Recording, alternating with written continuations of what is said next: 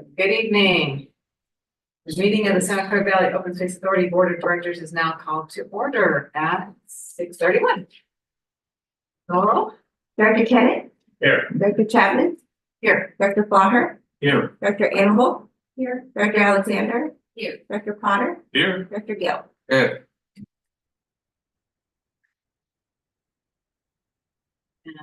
We have an item new business, which is the authorization to the general manager to negotiate West Hills Community Church for accessory parcel number 77309. Okay, I won't read all the numbers.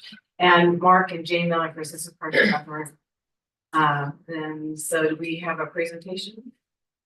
Or- There's no presentation. It's just us showing the agenda. Okay, just showing the agenda. Okay, at this point, is there any public comment? No? Anybody on Zoom? Okay, all right, great. All right, that takes care of that. Next one is announcement regarding items we're discussing. No, we have. Whoops, sorry. Huh? We have to approve the motion. Yes, okay. Yeah, I did. Is that a motion? I'll second it. Okay, all right, so we have a motion and a second.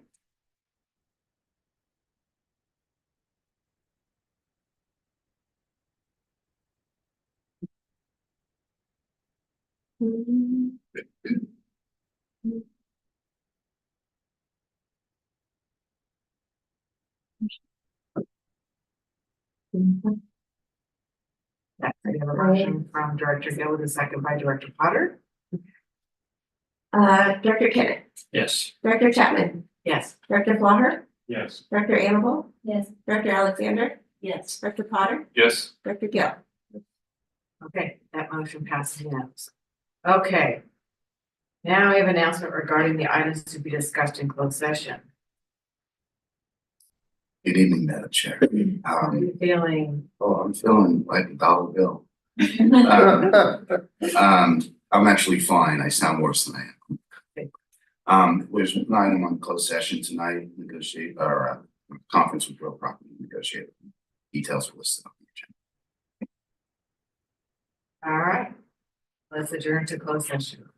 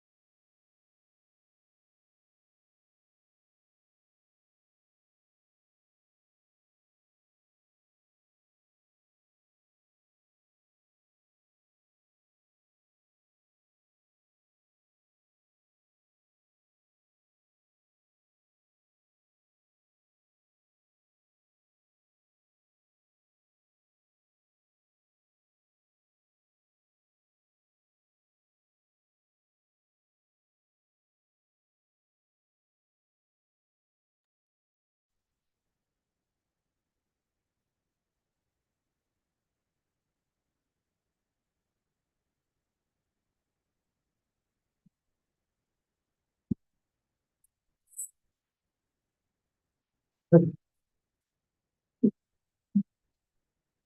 have a report from closed session. No reports, Madam Chair. Here.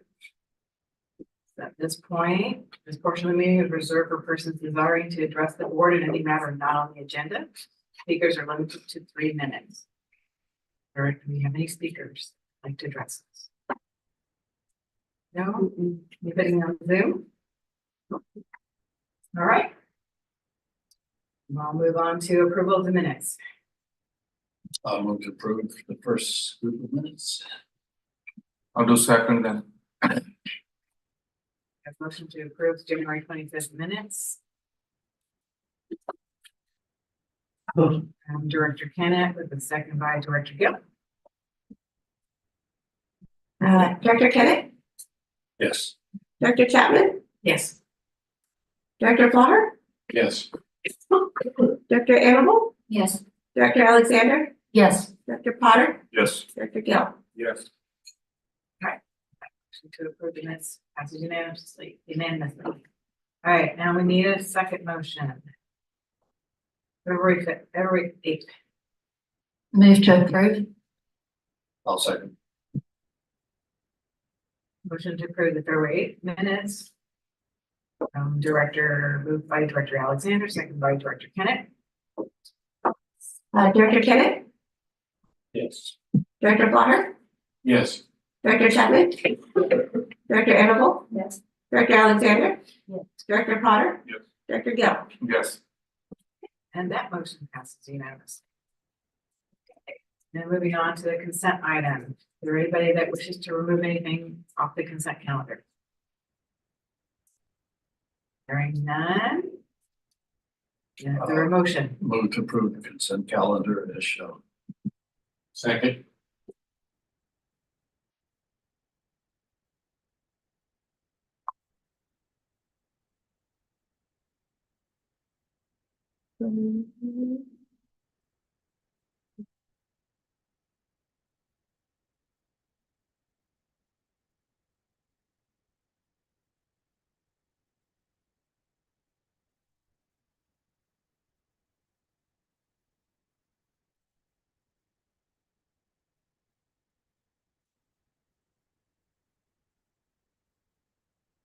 No technology.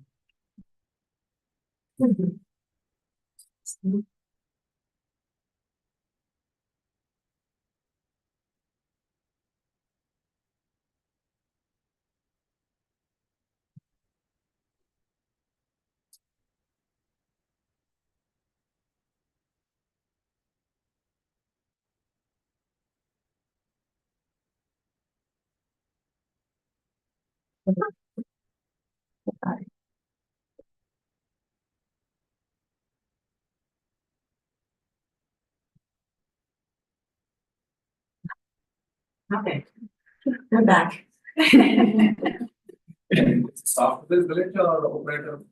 Operator.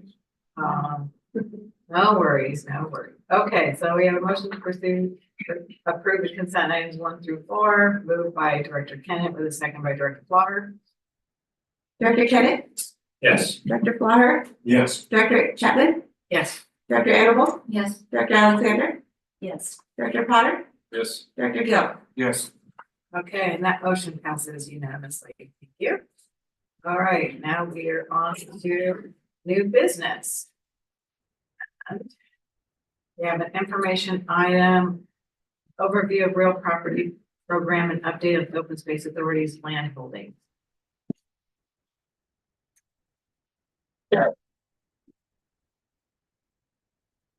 Right. Okay, there we go. Good evening, directors. I'm Linda Kwong and I'm the Real Property Program Manager, and I'm happy to be joined tonight with Isabella Cressman, our Real Property Coordinator. And tonight, it's our pleasure to be giving you an overview of the Real Property Program and the authority's land holdings. So I'd like to start off with our mission. The Real Properties Program's main function is land protection, which is foundational to our mission and how we go about protecting open spaces, natural areas, and working farms and ranches for future generations. Protecting land through purchase, conservation easement, or other means allows for the other aspects of our missions to be implemented, including restoration and managing natural resources, conserving agriculture, and connecting people to nature through carefully planned public access. The authority's land protection work also supports state goals, including the state's 30x30 initiative to protect 30% of the state's lands by 2030, and regional goals like advancing together Bay Area's conservation lands network to conserve the 50% of the Bay Area's lands by 2050. Since our founding in 1993, the authority has protected approximately 30,000 acres, which is comprised of nearly 17,000 acres in fee ownership. These fee lands make up our 14 preserves that are shown in that gold color in the map, starting with Palliser Ridge in 1999. Fee ownership gives us the most control over a property for management, restoration, and public access. That said, our fee purchases are often supported with grant funds and partner funds, which often come with restrictions to protect their respective contributions. We hold 16 conservation easements over land owned by other entities, permanently protecting nearly 5,100 acres. These are shown in the hatch coloring on the map, and 4 of the conservation easements are with private landowners, while the rest are with other public agencies. Conservation easements are a voluntary legal agreement that protect land in perpetuity by restricting the uses that can be done on a property, such as limiting development. We monitor these easements annually to confirm that the terms of the easements are being followed and the conservation values continue to be protected. The last category is a bit of a catch-all. We've contributed to the protection of nearly 6,900 acres by other partner agencies. The authority's contributions can be monetary or through management agreements where we've helped other agencies manage their properties. Examples include contributing funding towards the Land Trust of Santa Clara Valley's purchase of the conservation easements that make up the Carnadero Preserve, helping to manage the Alum Rock Park for the city of San Jose, working with hosts to acquire the properties in Coyote Valley, and supporting the Habitat Agency's purchase of Tilton Ranch. We are working to transfer property interests in Coyote Valley and Tilton to the authority. So to avoid double counting, those acreages will shift into the other categories when those transfers are complete. We wanted to make sure we counted our contribution that we've already put in to make those projects possible. And as an added layer of protection, the authority's Enabling Act allows the board to dedicate properties for open space purposes, which restricts the authority's ability to sell or convey property interests on the dedicated properties without the consent of a majority of voters. So far, the board has dedicated portions of Sierra Vista, portions of Rancho Cañada del Oro, and all of Palliser Ridge, totaling about 8,100 acres shown in the gold color there. And these dedications were mostly done in 2003 with the Blair property, which is a part of Rancho Cañada del Oro, dedicated in 2010. I'll mention that while dedicating property does add a layer of permanent protection as open space, it can be helpful to hold off on dedicating properties and maintain the ability to convey property interests until preserve planning has been completed and implemented. And that allows the authority to take advantage of grants and other outside funding for planning and implementation, which often requires the conveyance of a property interest, such as a deed restriction or conservation easement, and that would largely be precluded if the property were dedicated. And with that overview of the authority's holdings, I'll hand it to Isabella to talk about what guides our work and how we protect land. Thanks, Linda. Thanks, Ivy. All right, conservation priorities. The authority's conservation priorities are guided by high-level conservation goals that have been refined and expanded with new science and research over the years. The first plan adopted by the authority in 1996 was the 5-year plan, which establishes some of these higher-level conservation goals such as agriculture, habitat, open space trails, and hillside preservation. The 2014 Santa Clara Valley Greenprint set forth a 30-year vision and created our conservation focus areas, which allows us to prioritize important multi-benefit areas for landscape conservation, such as Coyote Valley and the Upper Pajaro. Out of these conservation focus areas came more specific reports, like the Coyote Valley Landscape Linkage, which highlighted the importance of Fisher Creek as a functional wildlife corridor along the valley floor. Similarly, the Santa Clara Valley Agricultural Plan showed us areas that were vulnerable to farmland loss and justified investment in areas like San Martin. Since acquisitions are opportunistic, it is important to have conservation priorities to see how a specific property fits into our larger mission. And land acquisitions come to the authority in numerous ways. Sometimes a landowner will call the authorities hoping to donate or protect their property, which is always nice. We also track listings and sales to stay on top of property trends and be aware of when critical properties come onto the market. The authority also acquires different kinds of property interests, such as the conservation easements that Linda mentioned, as well as trail easements. And these help advance our agency goals, such as connecting regional trails and protecting farmland. For our larger acquisitions, we'll often partner with conservation organizations such as Peninsula Open Space Trust, Post, the Habitat Agency, and county parks to develop funding and protection strategies as we leverage each other's resources to achieve greater conservation outcomes. This can be seen through our work with Post, where as a nonprofit, they are able to work quickly with landowners to acquire a property and then transfer it to us for long-term stewardship and management. And many of our projects do require external funding from public and private sources, including state grants, private foundations, and partner funds. Real Property and our grants department work closely together and have been very successful in bringing nearly $150 million in outside funds toward acquisitions over the past 10 years. Each project is different and can range from fairly straightforward purchases to very complex projects involving multiple partners and funding. One of the most inspiring examples is the successful protection of the North Coyote Valley properties in November of 2019, which involved 2 corporate landowners, 3 properties, our partners at Post in the city of San Jose, 2 grant funders with their respective set of requirements, and a number of agreements to untangle and several more to put in place. Some projects can take 6 months, while others may take years to negotiate and secure external funding. And while acquisitions are a major tool for land protection, we also track and weigh in on land use policy changes and development projects in our conservation focus areas that may potentially impact the resources in these areas. Handing it back to me, Linda. So kind of looking at our current priorities and a look ahead, our top priority remains Coyote Valley, and we've been working very closely with Post to secure grant funding and transfer about 850 acres of land that Post has acquired over the past several years to the authority. We successfully secured $6 million from the Natural Resources Agency and $10 million from the state legislature, and we are recommended to receive up to an additional $17 million from the Wildlife Conservation Board towards the purchase of these properties. We've been busily navigating the numerous grant requirements and negotiating conservation easements to be retained by Post. We're very excited to bring these transfers to the board for approval in the next month. We're also continuing to work with Post to acquire properties to complete the landscape linkage vision in Coyote Valley as opportunities come up.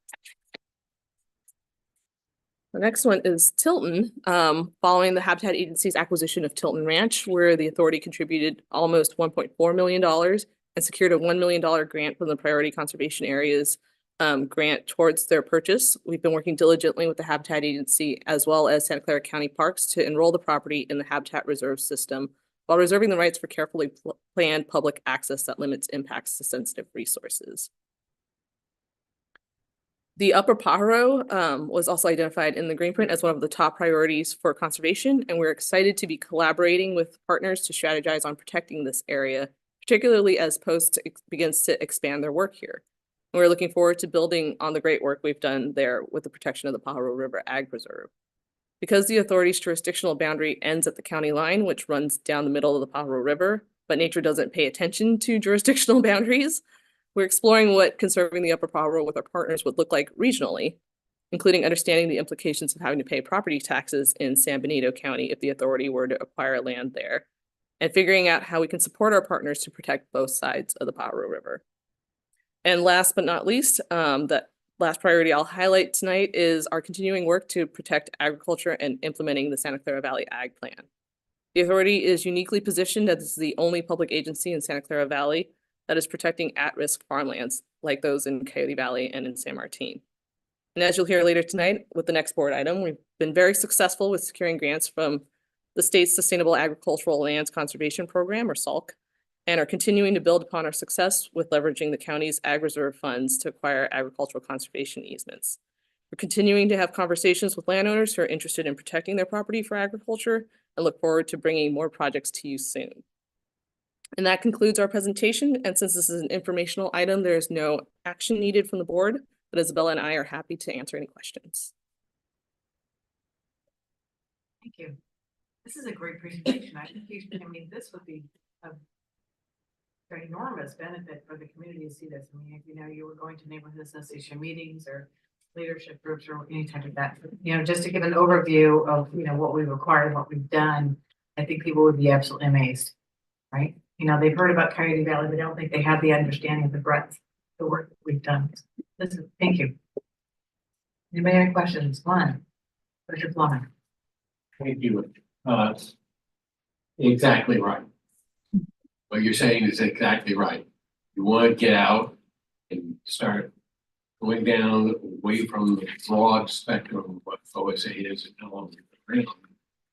People's next question is, and what are you doing? That simple thing to the community, like we do over in Berryessa every year, and the marker comes right, is this is the next kind of content that you need in that. You don't need to go back to that community and say, well, what's OSA 101? Pause, ask them, raise your hands, how many people know what OSA is? And you get 50 or 60 people putting up their hands. Because we've been working at this for a number of years to try to educate in a community group. So we need to move on with what we tell them and the different aspects of what OSA is. And we give these great presentations to the board. This is another one. And this is the kind of stuff you just trim a little bit on the edges and put a name on it. And then say, okay, all you directors, go out, tell me where we need to go and when, and we will get this out.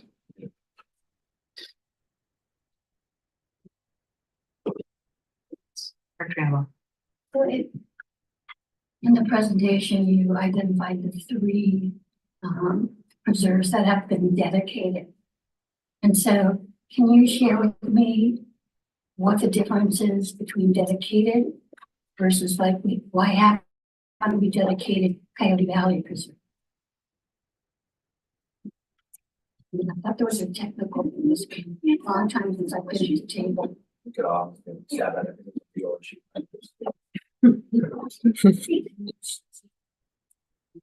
Yeah, good evening, directors. Yeah, as Linda mentioned in the presentation, there is a real advantage to not dedicating the properties until the properties have been carefully planned. A couple of, sort of minor things when we consider enrolling property into the Habitat Agency's reserve system, they might not be able to accept properties that are dedicated. This is something we need to resolve, but that has a pretty substantial kind of a partnership implication and implications for how we partner with them and how they might pay for land management and restoration projects. So we want to be very, very careful to not dedicate land that ultimately we decide would be a good idea, to enroll. Similarly, we're going through some acquisition strategic planning right now, including the determination, are there properties we might want to convey to other parties or partners? We wouldn't be able to do that for dedicated land. So again, the need to kind of be really careful in coming up with a long range comprehensive plan. And so my land is dedicated. It's restricted as to his position by the open space authority. Correct. So that use is open space and it can't be conveyed. We cannot convey a property interest without essentially a vote of people. Yeah, there's some minor technicalities. Is there anything you want to amend to that, Bill? No, that's accurate. So the statute allows, it's one of the, the normal concept is as a board, you can't bond the future board's discretion.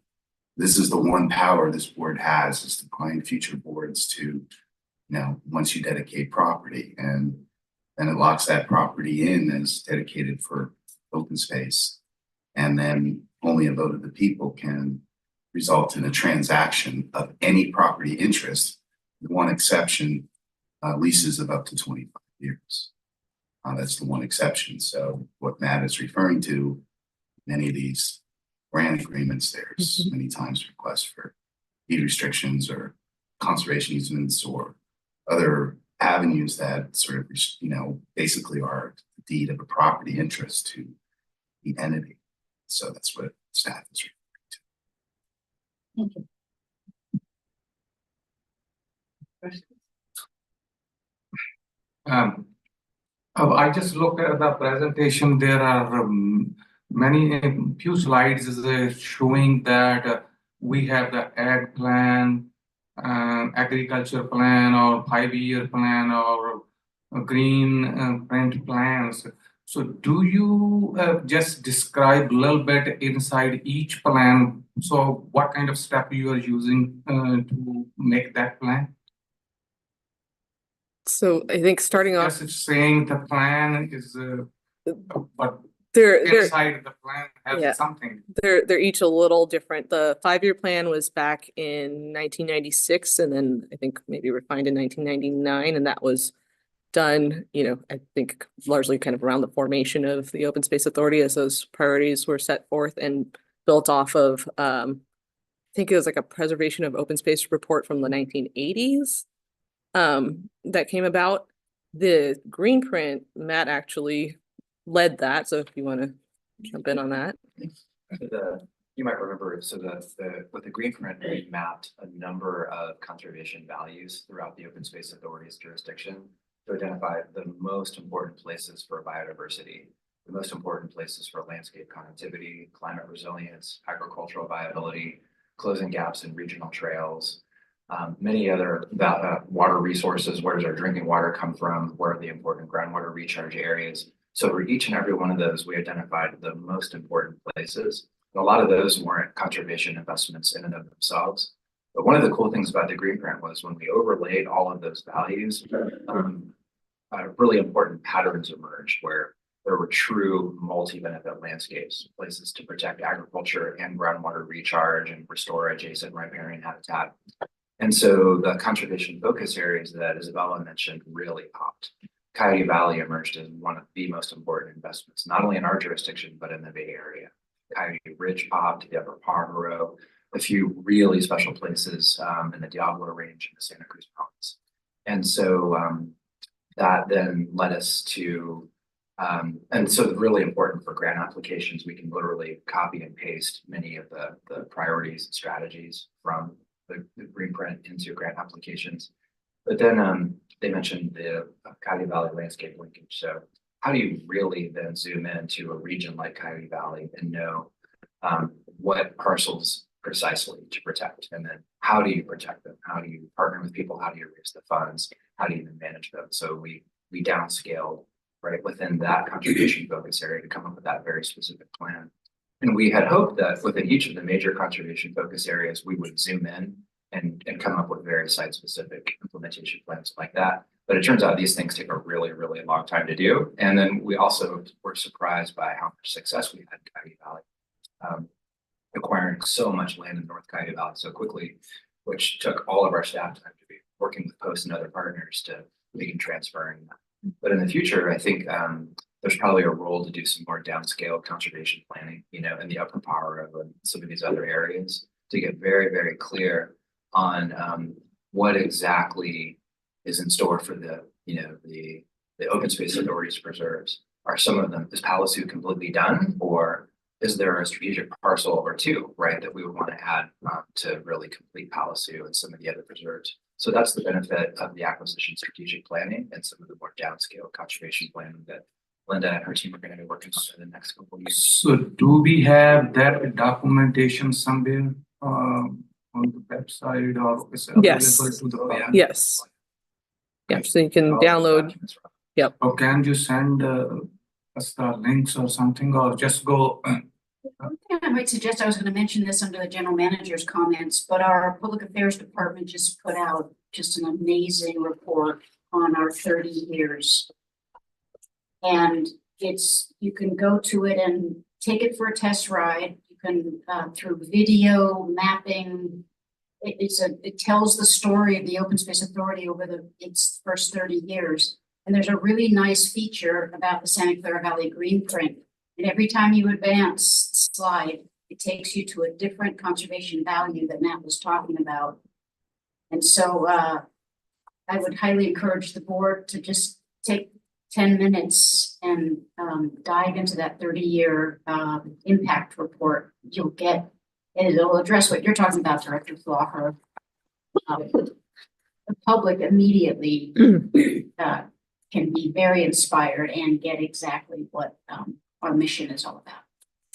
The reason I ask for the links, if whenever you have any kind of meeting with the community, it's a much easier if we have the link, we can tell them, hey, please go and click this link, and then you can just look at all kind of whatever the planning we have, that even ag or green print or any kind of plan, you can just look at that.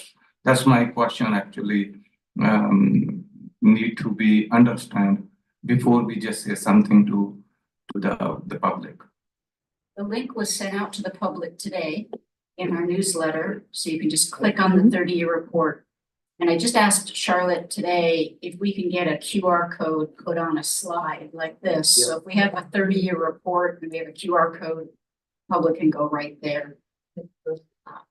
That's great actually. Thank you. Before I ask my follow-up question, I just want to make sure, is there any public comment? Mr. Merhead, you're welcome to provide. Is there anybody on Zoom? No. Okay, so I'm gonna ask the next question because for my city of San Jose,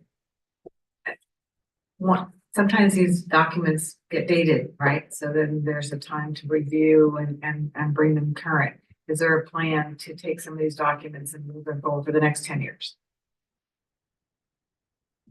That's a great question. And we will need to do that, Director Chapman. So right now we're basically celebrating our 10-year anniversary of the Santa Clara Valley Green Print. And we just celebrated our 30th year. So we've got that covered.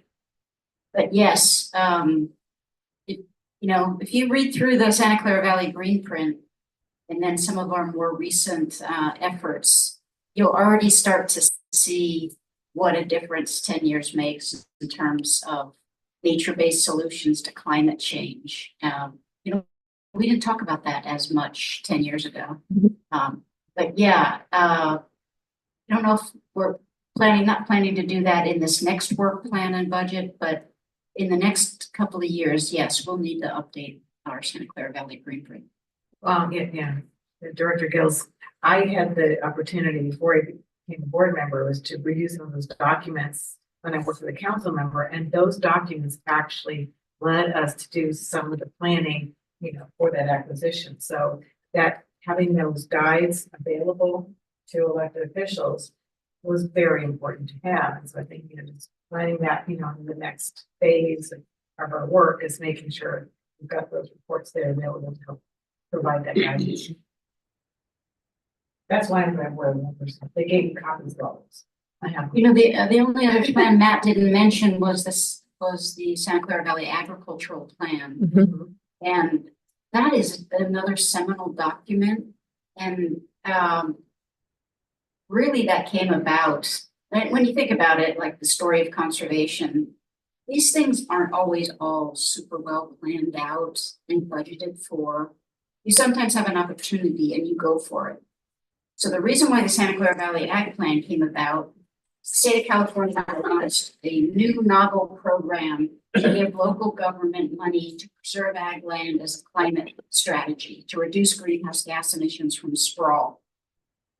At the same time that was happening, Morgan Hill was poised to annex prime farmland into its city for development of retail, hotels, residential development. And so we got with the county and with LAFCO And we put in an application to the state and we received the first SALC-funded project in the state of California. It was a Hail Mary pass and it worked. And today that plan is the roadmap by which we've had the county and the city of San Jose that have changed zoning and strengthened zoning in places like the Coyote Valley. So that's a really important niche that the Open Space Authority fills in terms of conservation planning and good public policy, because cities and counties don't always have the time or the staff or the perspective to work on that kind of thing. Absolutely right. They don't. Yeah. Yeah. Any other comments? Thank you. You didn't know you were gonna get this robust. Thank you. Thank you.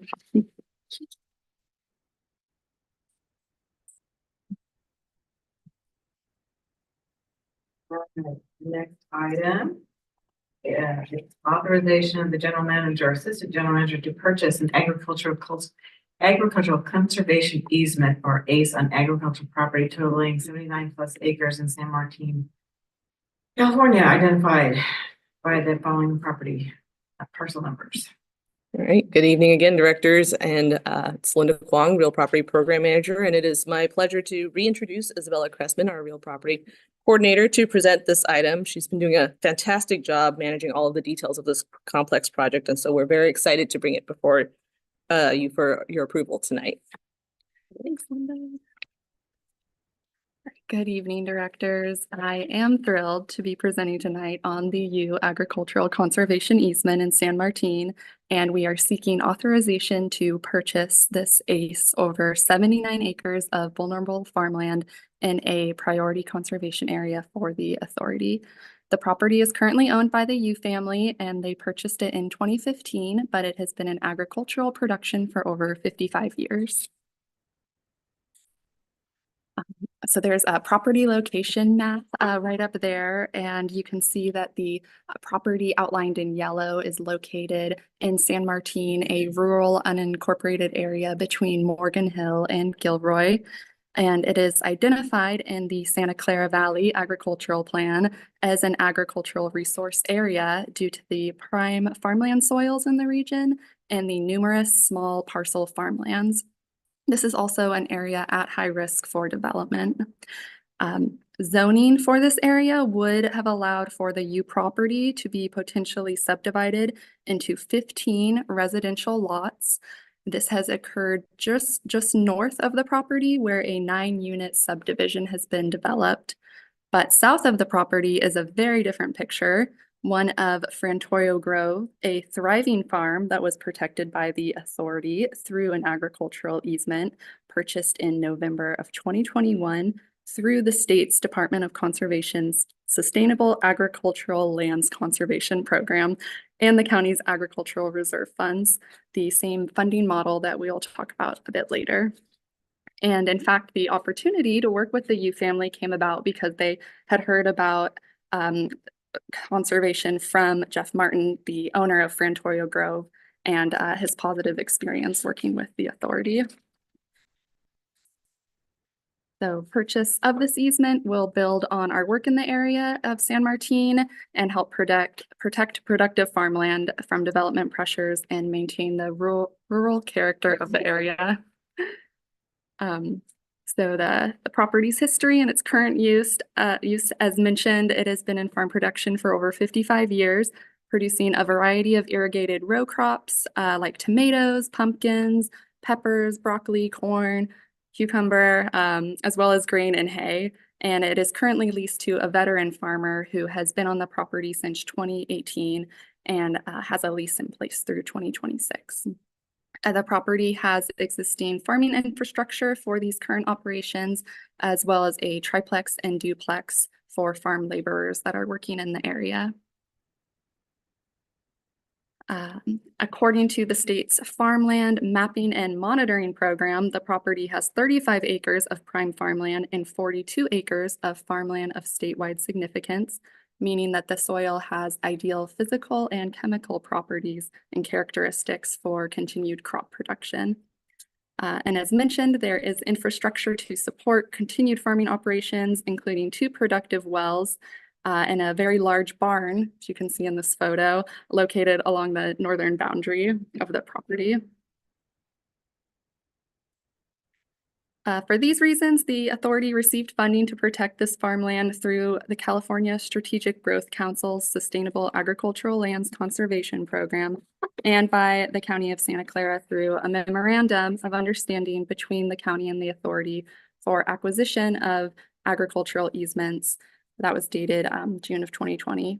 And this is the 3rd ACE funded through OSA's partnership with the county and the 6th project awarded to the authority for SALC funding. 100% of the purchase price is covered through these funding sources, including associated costs such as appraisal, surveys, and escrow fees. And that purchase price is $2,359,000. And now I'll walk through the easement terms to discuss what is being funded. Another map up there for you to take a look at, the property boundary still in yellow. And you can see both the building envelopes are outlined in black. That subdivision just to the north and Frantorio Grove is right to the south of the property, bordered by Monterey Road on the east and a west branch of the Yagas Creek on the west.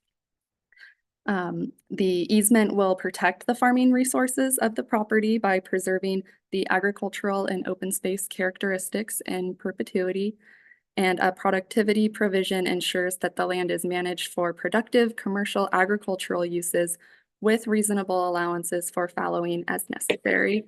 It also restricts any activity that is inconsistent with the easement or diminishes agricultural productivity or the protected conservation values. Development will be restricted to those 2 building envelopes.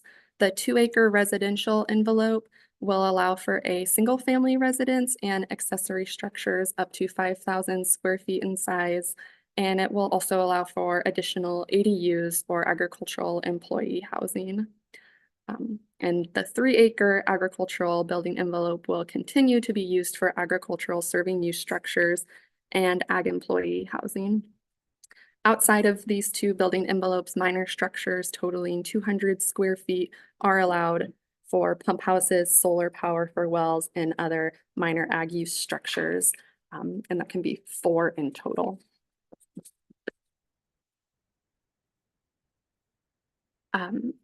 Also a $100,000 donation from the seller will be set aside for future stewardship and defense of the easement per our easement stewardship policy.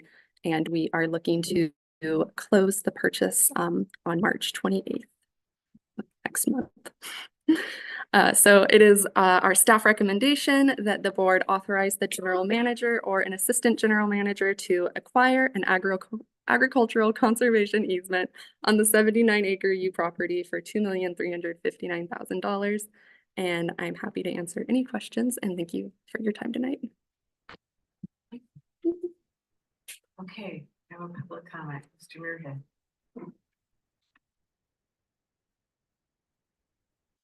Thank you. You didn't shame me into this. I am Doug Muirhead, Morgan Hill resident.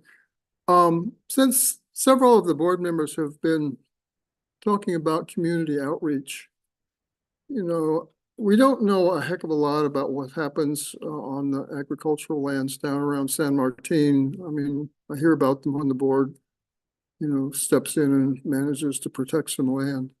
So I thought I would mention to you that on February 29th, the San Martin Neighborhood Alliance is having a quarterly town hall meeting.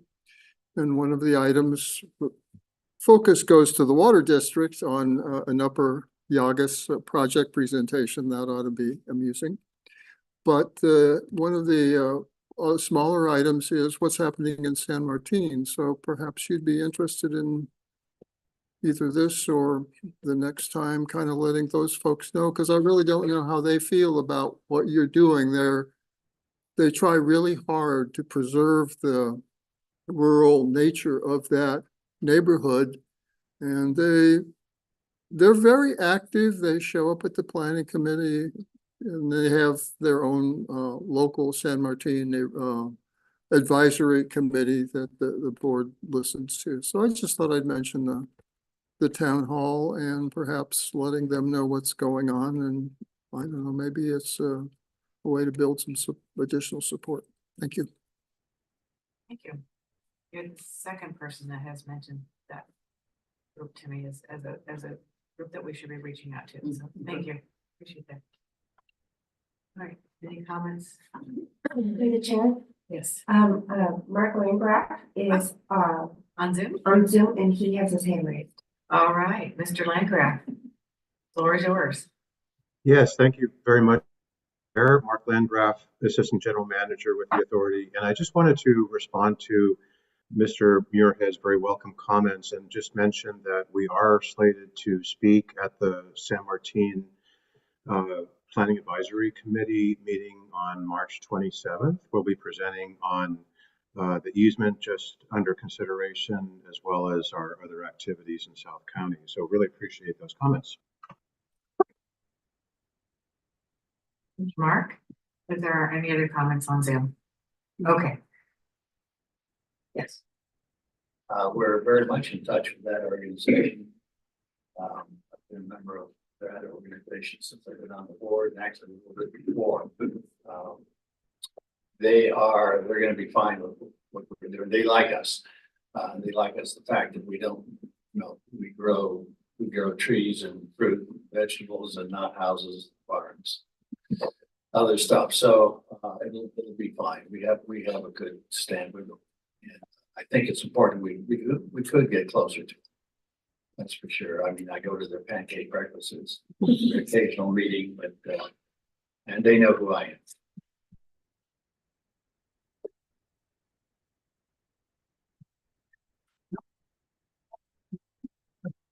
Director Gill. Any building structures currently there or? There are 2 duplexes and a triplex. Yeah, 3 residential structures and the large, beautiful barn. You saw the picture. And you said this would be used for farm worker housing? Yes, the existing residential structures. Fabulous. Okay. No other questions? All right, thank you so much. Thank you. I'd like And this is yes, I've looked back, this is authorization, so we. to move to approve. All right, thank you. 1 second. Take you got one. Mike. Mike, all right. Okay, so we have a motion to approve. Director Kenneth with a second by Director Potter, I believe, yes. Thank you for the roll. Director Kenneth, Yes. Director Flaher, Yes. Director Chapman, Yes. Director Animal, Director Alexander, Yes. Director Potter, Yes. Director Gill. Yes. All right, that motion passes unanimously. Thank you very much. All right, the next one is an information item on open space and authority employee benefits package overview. Elizabeth will be presenting. There we go. Good evening, directors. Elizabeth Loretto, Administrative Operations Manager. This evening, I'm here to share with you some very exciting information about our employee benefits package. We hope that this presentation will help you all gain a better sense of how the authority supports our employees through our benefits. Sorry, gotta shake it out. I don't know why. You guys are all too good. It makes me nervous. So the authority works to create an intentional workplace culture that you've been hearing a lot about over the last few years. We strive to be welcoming to all, to create a place where staff feel engaged and connected to the mission and to their colleagues, and where they feel challenged and excited about the work that they get to do every day, like all this awesome stuff you've just heard. So we do work also, though, to be supportive of our staff as whole individuals, not just what they bring to work. And so by doing that, or to do that, we provide competitive compensation and benefits packages that meet their needs. And through our classification and compensation studies over the years, we've seen that it's our benefits that are really what helps us stay most competitive within the current market. or specifically the parks and open space market. So you've seen this picture a lot. I realized as I was doing this, we didn't take any 2023 all staff photos. So I'm sorry, this is our 2022 all staff. But yeah, here we are. You know, we've got a few statistics about our workplace here. So everybody is provided with some level of benefits, whether they're full-time, part-time, seasonal, temporary. Everybody has something that we help them take care of. Our benefit offerings include medical, personal insurances, paid time off, retirement programs, and our employee assistance program. So our, well, there's that slide. So our medical insurance options, we have two primary options that we are able to provide, and these are offered to employees who work 30 hours a week or more. And for all of these offerings, the authority pays 100% of the monthly premiums for the employees and for all of their dependents. Any part-time employees within that 30 to 40 hour range eligible for this benefit cost share their monthly premium. Currently, that is one staff member who falls into that category. The authority is actually able to provide these benefits because we are a subgroup of the County of Santa Clara. So we get their very large group purchasing power to help us provide robust benefits at a manageable cost. You'll see here both options. We've got Kaiser is currently the kind of more favored.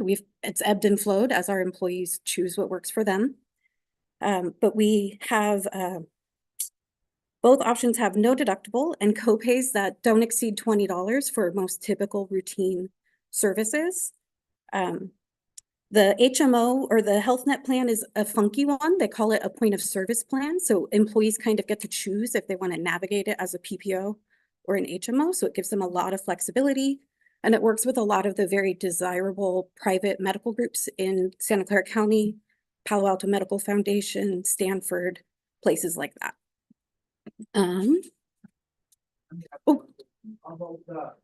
The medical, whenever you get any medicines, then they have to be paying. Prescription copays are also for both of these plans, most often $5 to $10 at most, if not no cost. And we do provide $50 per paycheck to staff who waive out of our medical offerings. Typically, they would do that because they have coverage available through their spouse that they're happy with otherwise. And currently, we have 2 staff who do that. Within the general health benefits, we have our Delta Dental and vision plans. So you can see here our enrollment, again, our monthly premium costs are very manageable for these. $8 a month for eye care is pretty awesome. In the Delta, I'll just highlight orthodontics and oral surgery are not covered by the plan. However, routine preventative cleanings, x-rays, typical fillings and things like that are. In the category of personal insurances, the authority auto enrolls all employees with more than 30 weekly hours into this basic life insurance policy. It's a $25,000 policy, costs us $1.45 a month per employee, and we currently have 43 enrollees there. And then benefits eligible employees can add on at their discretion and their cost these alternative or optional life or optional personal insurances. So first is supplemental life insurance, which they can then increase that $25,000 policy all the way up to $500,000 at their choice, long-term disability, and accidental death and dismemberment policy. Ooh. They have any extra deduction for the, Yes, they pay the deduction for those 3 policies on the bottom based on their choice to enroll. And it's based on either their earnings, like the long-term disability is a percentage, it's of their earnings, it's 0.18%. So again, these are very, very affordable. Most people, even those who have a $400,000 life policy that they've added on, are maybe paying $20 to $25 per paycheck for that policy. Okay. Then we have our paid time off, which over the years, we've kind of added different types and varieties. So we've amassed a handful of options that staff get to navigate and make work for themselves. First is vacation highlighted here. It has a range of accrual rates based on years of service. No matter how long you've been here though, 240 hours is the maximum allowed balance. And this is accrued based on actual hours worked up to 80 in a pay period, so a 2-week period. And this is something that an employee can, we do allow them to cash out up to 40 hours if they have a balance over 80. The same location year 1 to 5 mean if I start today. If you start today, you would be earning vacation every pay period. And at the end of 12 months, you would have earned 12 days. On day 1, you start earning it, but you're not allowed to use it until 6 months. Yeah, sorry. Yes, vacation, I'll phrase it differently. In an employee's first 6 months, they are permitted to utilize personal leave and sick leave. All the others, we asked them to just let the balances accrue a little while they continue to get acclimated to work. And then paid holidays, we have 11 per calendar year. You either, eligible employees are either paid for their holiday off or typically in the field, but if they work a holiday, they actually are paid a premium pay rate for working that holiday, which is double time and a half. And that doesn't matter, that will be paid to any employee working on that holiday, whether they're seasonal or permanent, will afford them that benefit for taking their holiday time to come to work.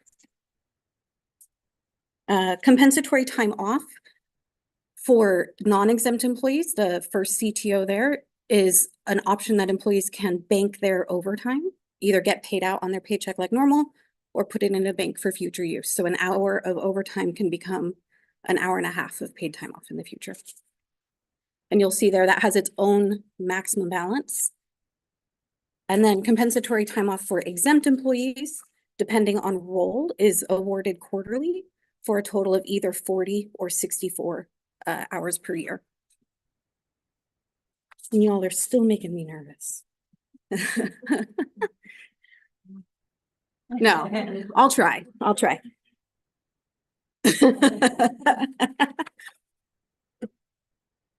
Yeah, right? Yeah. Use or lose, right? No.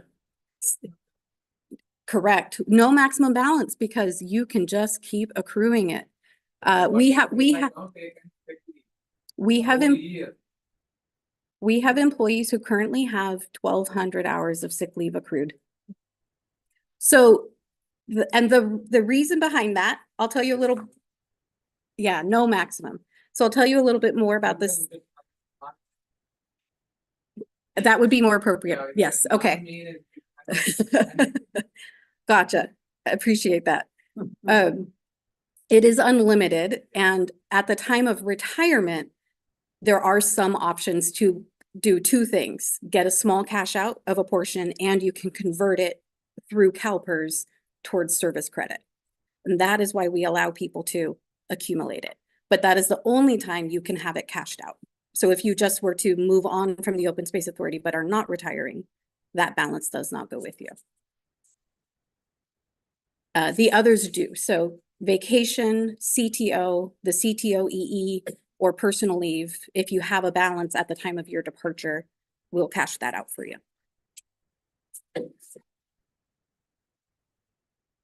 Speaking of retirement, so we offer the CalPERS retirement program, and a quick little primer. In 2013, the state had the Public Employees Pension, Reform Act, there we go, PEPRA.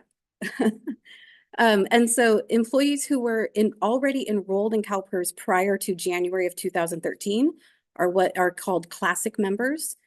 And they are kind of grandfathered in to some old rules within the CalPERS system. And this is universal to CalPERS, not just to the Open Space Authority's contract. We currently have 10 classic members. So over the years, we've been watching this kind of shift as demographics change and more newbies join the workforce, and specifically our workforce. A classic member retires or has full retirement available to them at age 55. And the authority pays both the employer and employee contributions that you see there. For PEPRA members, anybody who came in after that January 1st, 2013 date, the retirement age has bumped up to 62, and it's a cost share between the employer and the employee on the contributions, and the rate also totals out differently than CalPERS or than Classic. And those rates are, we were actually just joking with Mr. Muirhead earlier this evening about the excitement of CalPERS actuaries.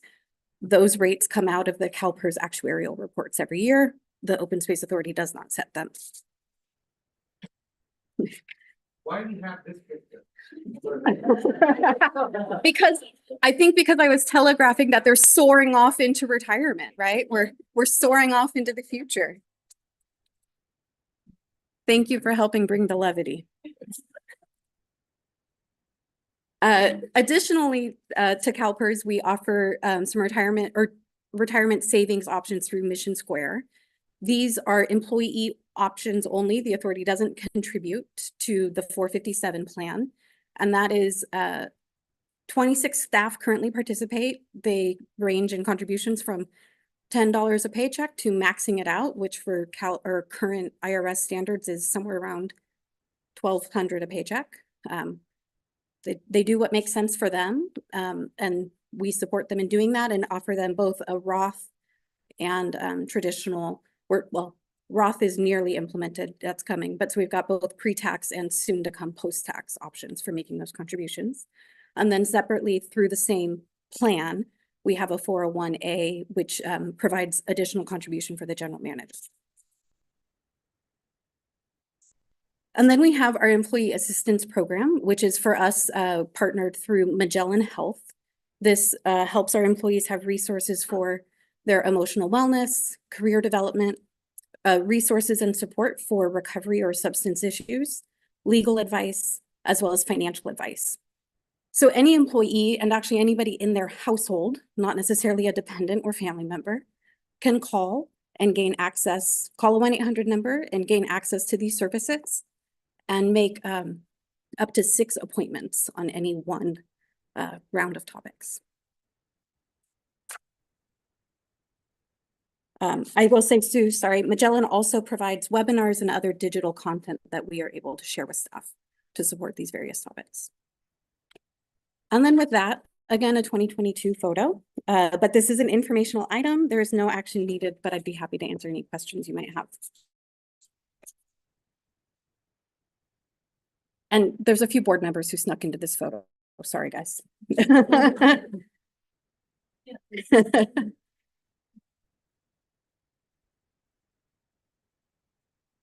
had a question. So originally the Open Space Authority was sort of founded by retired county staff. And so we weren't a part of the defined benefit program. So what year did I'm trying to remember what year we switched to add CalPERS as an option?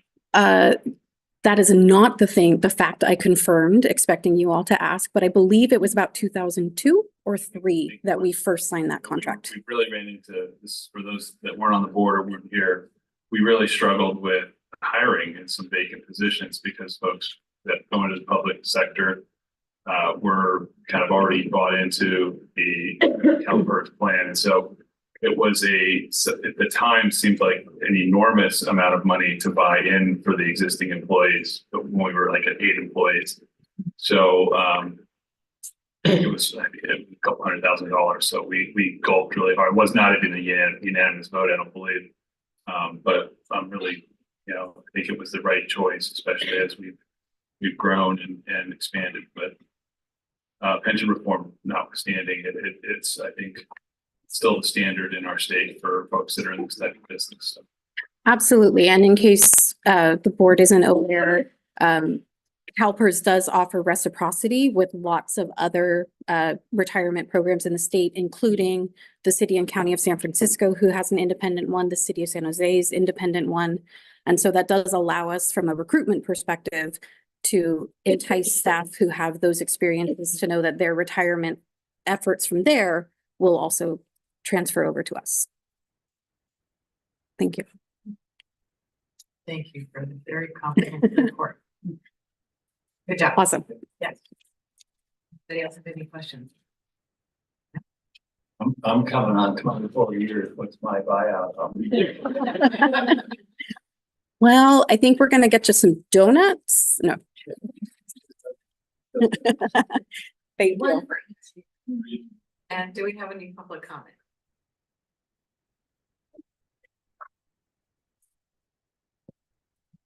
I'm curious, you mentioned for the services that you could have 6 visits. There are situations where 6 visits aren't enough. And I'm wondering how you do that. So I'm gonna share a personal moment with you. I benefited from employee assistance programs twice when I was younger. First one didn't take. The second one, these were both inpatient treatment programs for alcoholism. Second one evidently did, since I've been sober for 35 years. So I really think that it's an incredibly valuable thing if you're a person that needs that sort of help. And of course, you have to be willing to take it. So I'm just curious about, after your 6 visits, what happens? Thank you. Through the chair, if I may, depending on the purpose of the employees, reach out to Magellan. They will connect them with inpatient services and they will also work with understanding what medical insurance that individual has to find them, whether it's outpatient care, inpatient care, telehealth therapy, kind of if the 6 services through EAP are not enough, they will help navigate your benefits to find the options that do exist out there for you. And I should also say, we at the Open Space Authority get 0 record of who contacts the EAP. So it is 100% confidential. We just provide it and hope that people are taking advantage of it. Thank you. Any other questions? I'd like to thank you for sending your letter in. It's what it is. We should all take that advice. Okay, all right. Thank you very much. All right. And now we are on to the Land Use and Stewardship Committee report. Tonight was a historic night. It was the inaugural meeting of the Land Use and Stewardship Committee, as presently titled. We covered 3 items. We got an update on the Yakima Valley Open Space Preserve Education Programming Preview, and some of the logistical challenges that may come with that as we go into wildflower season. We had an update on the status of the walnut orchard, the Chappelle Walnut Orchard, and its high water table, and an update on the Trailmaster program, volunteers that maintain and help build our trails. Great. Thank you. I'm glad to see, I like the names. After all that discussion, it's nice to see it in writing. All right, General Manager report. Thank you, Madam Chair. Just 2 items and then I'll pass it over to some other folks. The first one is very pleased to let you know that our efforts to amend our Enabling Act in the California legislature is moving forward. We've now been assigned a bill number. It's AB 2682. And the author is Ash Kalra, and we'll be taking direction from our representatives in Sacramento who look out for us as to when to seek letters of support from our partners in the Santa Clara Valley. The second thing, and I touched on this a little bit, is I want to really congratulate our public affairs team, and particularly Public Information Officer Charlotte Graham, our multimedia communications specialist Anna Marie Kalan, and our former communications coordinator, Katie Simon, who's moved on to Portland, Oregon. But the three of them just did an amazing job putting this 30-year impact report together. I apologize that I printed it out on paper, but it's actually much better seeing it online because there's all kinds of amazing stories and videos embedded in this. And as I said, if we can figure out not only how to have a link to it, but a QR code to it, I think it would be very easily shareable with all of your folks in your districts. But it really tells the story, the 30-year story of this agency, and it's an impressive collection of achievements, and we all should be really proud of this. So no doubt we'll probably bring this to the board at another time, maybe take it to the CAC as well, but just wanted you to be aware of that and to go have a look at it yourself. With that, Lee, pass it on to you. Thank you, Andrea. Good evening, directors. Lee Rapture, Assistant General Manager. Two-pronged report this evening. One is to report that we're so grateful that Justina Tien is our Fiscal Services Officer is back in the office starting this week. We are quickly and gratefully bringing her up to speed on the budget work we've been doing. And that ties into March 28th will be our board work plan workshop. So it's a regularly scheduled board meeting, March 28th. We look forward to bringing you the analysis that we've been doing and some of our recommendations for future work plan items.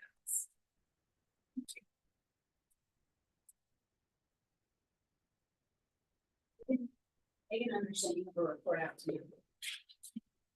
Very exciting. My first report has my new title, which is the Conservation and Strategic Partnerships Manager.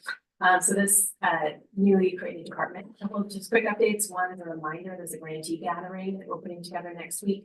Send out invites. Let me know if you're interested, but it's next Tuesday, the 27th from 4 to 6 at Vegelution. And so far we've had about 38 grantees RSVP that they're coming. So we're expecting a good turnout and looking forward to it.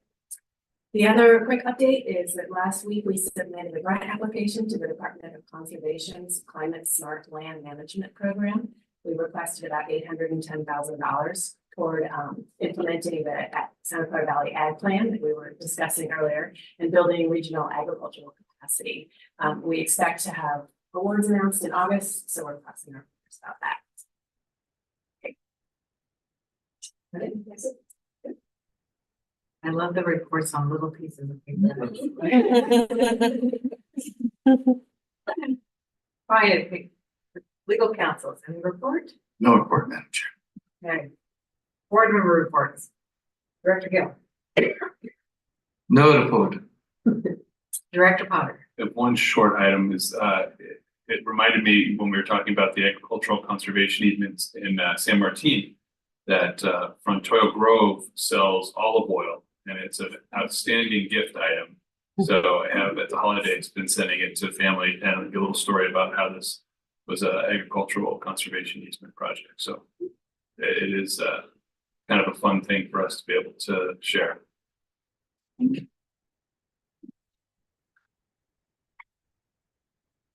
No report. And I do not have a report. No report? No report. Kind of the pancake breakfast of the San Martin. About $20 worth of raffle tickets and didn't win a damn thing, so. All right. Okay, so with that concludes our meeting. Thank you very much, everyone. Meeting adjourned.